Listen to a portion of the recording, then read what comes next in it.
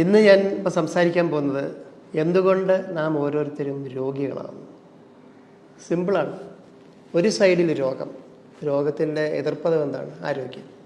ആരോഗ്യം കുറഞ്ഞുകൊണ്ടല്ലേ രോഗം വരുന്നത്. എന്തുകൊണ്ടാണ് ആരോഗ്യം കുറയുന്നത്? ഒരിക്കലും രോഗത്തിൻ്റെ പേരുകളെ ശ്രദ്ധിക്കരുത്. എന്ത് രോഗമാണേലും രോഗമാണ്. ഒരു അലർജി വന്നാലും അത് രോഗമാണ്. പക്ഷേ ഒരു ആരോഗ്യം കുറയുമ്പോഴാണ് ഈ പറയുന്ന രോഗങ്ങൾ പലതും വരുന്നത്. ഏത് രോഗം വന്നാലും, അലർജി ആയാലും കൊള്ളാം, ഹാർട്ട് അറ്റാക്ക് ആണെങ്കിലും കൊള്ളാം, പ്രമേഹമാണെങ്കിലും കൊള്ളാം, ക്യാൻസർ ആണെങ്കിലും കൊള്ളാം, എല്ലാം നമ്മളുടെ ആരോഗ്യം മോശമായതിൻ്റെ പ്രതിഫലനമാണ്. ചിലർക്ക് ഇന്ന് ലോകത്തിലെ ഒരു 70% പേർക്കും മാനസികമായിട്ട് ആരോഗ്യം പോയിരിക്കുകയാണ്.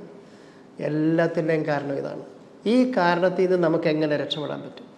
ഈ കാരണത്തിൽ നിന്ന് രക്ഷപ്പെടണമെന്നുണ്ടെങ്കിൽ ഇത് ഏറ്റവും അറിയേണ്ട ഒരു കാര്യം, നമ്മളുടെ ശരീരത്തിൽ നമുക്കൊരു അസുഖമുണ്ടെങ്കിൽ അതിൻ്റെ കാരണം നമ്മൾ മാത്രം, അല്ലാതെ അന്തരീക്ഷത്തിലുള്ള ഒരു കുന്തവുമല്ല. ആ കാര്യങ്ങൾ നമുക്ക് ബോധ്യം വരണം. എന്നിട്ട് ഈ അന്തരീക്ഷത്തിൽ വിഷമുണ്ടെങ്കിൽ അതിനേക്കാൾ ഒരു ഉയർന്ന നിലയിൽ നമ്മുടെ ശരീരം കൊണ്ടുവരണം. ഇതാണ് ഓരോ മൃഗങ്ങളും ചെയ്യുന്നത്. മനുഷ്യന് ബുദ്ധിയുണ്ട്, മനുഷ്യൻ ഇത് മാത്രം ചെയ്യുന്നില്ല.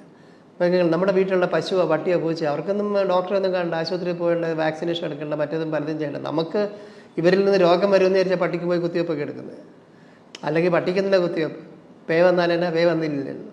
മനുഷ്യനെ സംബന്ധിച്ച് ഇങ്ങനത്തെ അസുഖങ്ങളൊക്കെ വരണം എന്നുണ്ടെങ്കിൽ നമ്മളിൽ ഉണ്ടായിരിക്കുന്ന ചില പ്രശ്നങ്ങൾ തിരിച്ചറിയണം. നമ്മളിന്ന് വയറ് നിറച്ച് ആഹാരം കഴിക്കുന്നുണ്ട്. അപ്പം ഞങ്ങളൊക്കെ സ്കൂളിൽ പഠിക്കുന്ന കാലത്ത് ഒരു സമരം ഉണ്ടായി. ആദ്യമായിട്ടാണ് സ്കൂളിൽ സമരം എന്ന് പറഞ്ഞ് ഞങ്ങൾക്ക് പറയുന്നത്. അപ്പം എല്ലാവരും ടീച്ചർമാരാണ് മുമ്പ് ഇരുന്ന് ജാഥ നയിച്ചത്.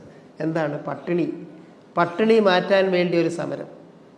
ഇന്ന് പട്ടിണി കേരളത്തിലുണ്ടെന്ന് എനിക്ക് തോന്നുന്നില്ല. എല്ലാവർക്കും ഇല്ലെന്നുണ്ടെങ്കിൽ കൊടുക്കാൻ ആളുണ്ട്. ഫ്രീ ആയിട്ട് ആഹാരം കൊടുക്കുന്ന എത്രയോ സ്ഥാപനങ്ങളും അല്ലെങ്കിൽ ഏജൻസീസ് ഉണ്ട്.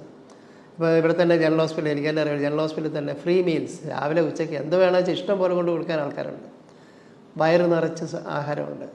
പക്ഷേ ഈ ആഹാരത്തിനകത്ത് വല്ലതും ഉണ്ടോ എന്നുള്ളതാണ്. കാരണം നമുക്ക് വേണ്ടത് വയറിനെ ഒരു തൃപ്തിപ്പെടുത്തുക എന്നുള്ളതല്ല, ശരീരം ഉണ്ടാക്കിയിരിക്കുന്നത് കോശങ്ങൾ കൊണ്ടാണ്.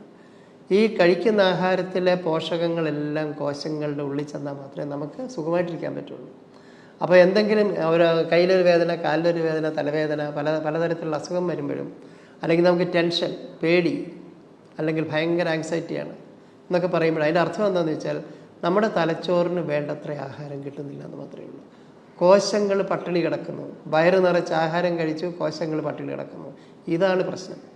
അപ്പോൾ കോശങ്ങൾക്ക് എല്ലാം കൊടുത്തു കഴിഞ്ഞാൽ അവരെന്ത് ജോലി വേണമെങ്കിലും ചെയ്യും.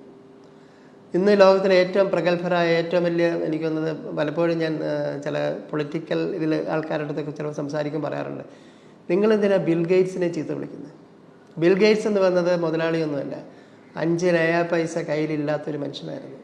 പുള്ളിക്ക് ഈ മൈക്രോസോഫ്റ്റ് തുടങ്ങാൻ വേണ്ടി കാശ് കൊടുത്തത് കുറച്ച് കൃഷിക്കാരാണ്. കാരണം ഒരൊറ്റ ബാങ്കും കൊടുത്തില്ല, ഒരു മനുഷ്യരും കൊടുത്തില്ല. ആ ഒരു 11 പുള്ളിയുടെ വില്ലേജിലുള്ള കൃഷിക്കാർ ഇവൻ നല്ല മിടുക്കനാണെന്ന് തോന്നിയുണ്ട്, കാശ് കൊടുത്തിട്ട് പറഞ്ഞു നീ ഇങ്ങനെ ആയിക്കോളാൻ പറഞ്ഞു. പക്ഷേ അയാൾ ഇന്ന് ചെയ്തതെന്താണ്? ഇന്ന് കോടിക്കണക്കിന് ജനങ്ങൾക്ക് ജോലി ഇയാൾ കൊടുത്തു. ഏത് ഗവൺമെൻറ്റിന് കൊടുക്കാൻ പറ്റും? ഏത് വ്യക്തിക്ക് കൊടുക്കാൻ പറ്റും? പക്ഷേ ഇയാളിപ്പം നമ്മൾ നോക്കിക്കഴിഞ്ഞാൽ ഇയാൾ സ്വന്തം പ്ലെയിനുണ്ട്, അങ്ങോട്ട് പോകുന്നു, ഇങ്ങോട്ട് പോകുന്നു, മറ്റേത് ചെയ്യുന്നു, മറിച്ച് ചെയ്യുന്നൊക്കെ പറയുമ്പോഴും ഇയാൾക്ക് ആരോഗ്യമുള്ളതുകൊണ്ടാണ് മൈക്രോസോഫ്റ്റ് കൊടുക്കുന്നത്.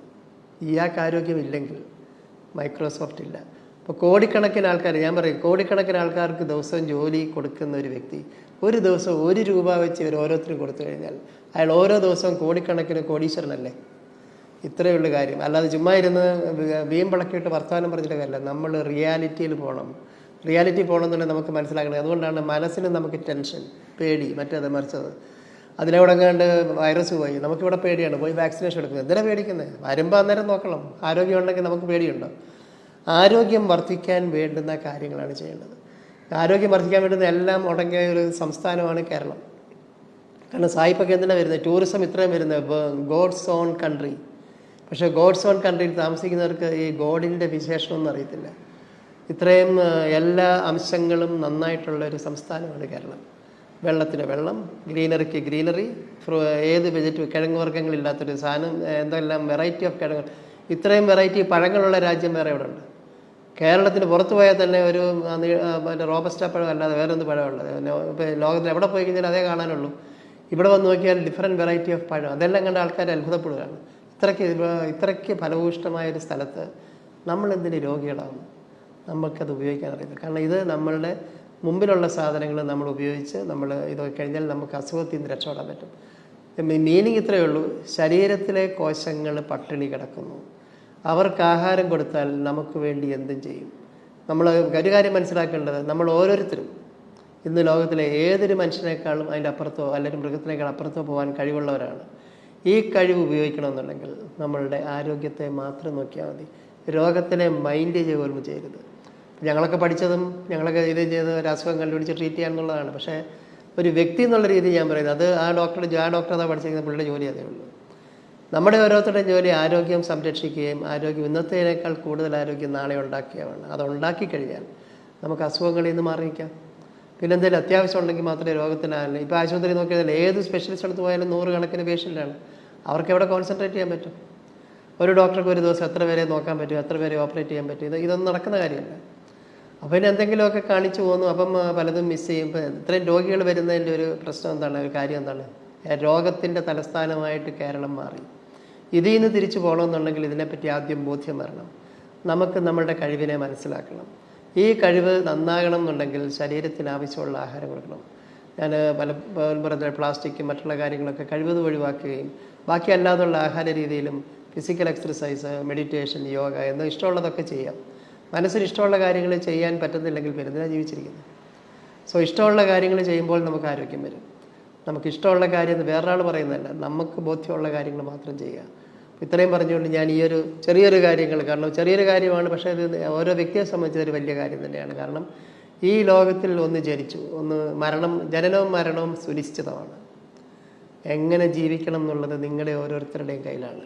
ഇതിനകത്ത് ഒരു മനുഷ്യരെ വേറൊരാളെ കുറ്റം പറഞ്ഞിട്ട് കാര്യമില്ല. ഒരു ഗവൺമെൻറ് വിചാരിച്ചാലും നമ്മൾ നന്നാകത്തില്ല. നമ്മൾ നന്നാകണമെങ്കിൽ നമ്മൾ തന്നെ നന്നാകണം. ഓരോ വ്യക്തികളും സെൽഫിഷായിട്ട് അവരവരുടെ ശരീരത്തിനെ ശരിക്കും ആവശ്യമുള്ള രീതിയിൽ നോക്കാൻ പ്രാപ്തരാകണം. അതിനുള്ള കഴിവ് അല്ലെങ്കിൽ അതിനുള്ള സാധനങ്ങൾ നമ്മുടെ ചുറ്റുമുണ്ട്, അതിനെ മാക്സിമം ഉപയോഗിക്കുക. ഇതിന് എന്തെങ്കിലും നോർമലി ഞാൻ പലരും വന്ന് ചോദിക്കും, പറയും നിങ്ങൾക്ക് നോർമലായിട്ട് ഇങ്ങനെയൊക്കെ ജീവിക്കുക, തീരെ നിവൃത്തിയില്ലെങ്കിൽ മാത്രം എന്തെങ്കിലും അഡ്വൈസിന് വേണമെങ്കിൽ വരാം. Thank you very much.